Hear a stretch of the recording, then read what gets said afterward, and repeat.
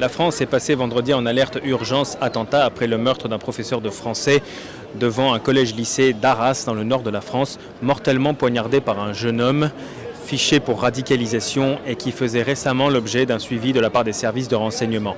À l'issue d'une réunion de sécurité qui a eu lieu vendredi à l'Elysée autour du président Emmanuel Macron, la première ministre Elisabeth Borne a décidé d'élever la posture Vigipirate, outil central du dispositif français contre le terrorisme, au niveau le plus élevé qui est celui d'urgence attentat et ce sur l'ensemble du territoire national.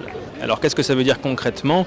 Selon le site du gouvernement, ce niveau urgence attentat peut être, je cite, mis en place à la suite immédiate d'un attentat ou si un groupe terroriste identifié et non localisé entre en action. Toujours selon le site du gouvernement français, ce niveau est mis en place pour une durée limitée, le temps de la gestion de crise. Il permet notamment d'assurer la mobilisation exceptionnelle de moyens, mais aussi de diffuser des informations susceptibles de protéger les citoyens dans une situation de crise. Ce samedi, l'Elysée a indiqué que le président Emmanuel Macron a décidé de mobiliser jusqu'à 7000 soldats de la force Sentinelle qui seront déployés d'ici à lundi soir et jusqu'à nouvel ordre.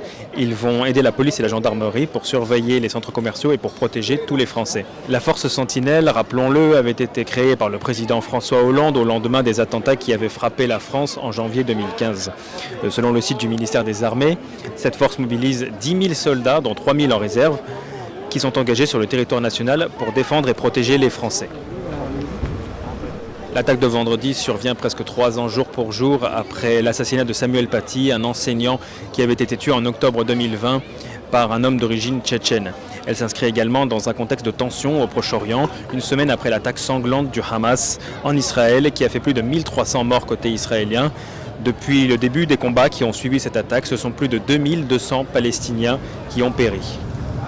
Le ministre français de l'Intérieur Gérald Darmanin a évoqué une atmosphère extrêmement négative en France, faisant le lien, je cite, entre ce qui s'est passé sans doute dans le Proche-Orient et le passage à l'acte de l'assaillant d'Arras vendredi.